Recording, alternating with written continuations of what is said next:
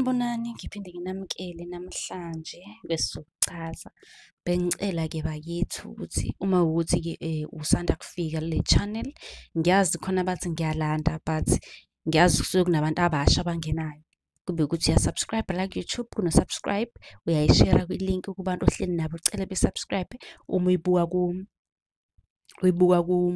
ku-TikTok, sicela ukuthi-ke ufollowe, ucomment ukuthi wena ufisa sikuchazele lithini, ngoba njalo siyachaza. Wena-ke commenta ngaleli ufuna ukuthi silichaze kwi-comment section ku-YouTube noma kuphi, bese uyangicela inamba bakithi ukuthi mina ngicela inamba ya-WhatsApp ukuze njalo ekuseni ngizokuhlupha ku-WhatsApp ngikubuze.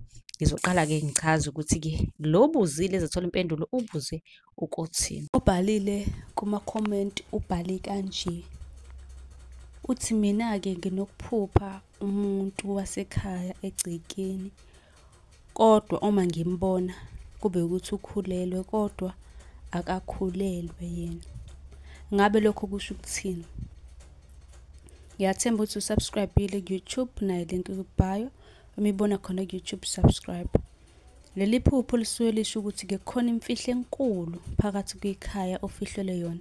Njengoba lowo muntu umbona nje ephithizela nesisi ekhaya engowakini, shuthi kunemfihlo ozoyizwa, kunokuthile ofihlelwe khona okungenzeka ukuhle. Mhlasimbe lelo daba lizokudumaza.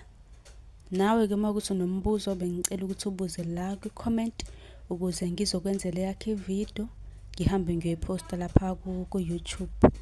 Uma kuyukuthi-ke usanda kufika, ungakhohlwa ukusubscribe, ubuze kwi-comment umbuzo ukuze uthole impendulo ngokushesha. Nisale kahle.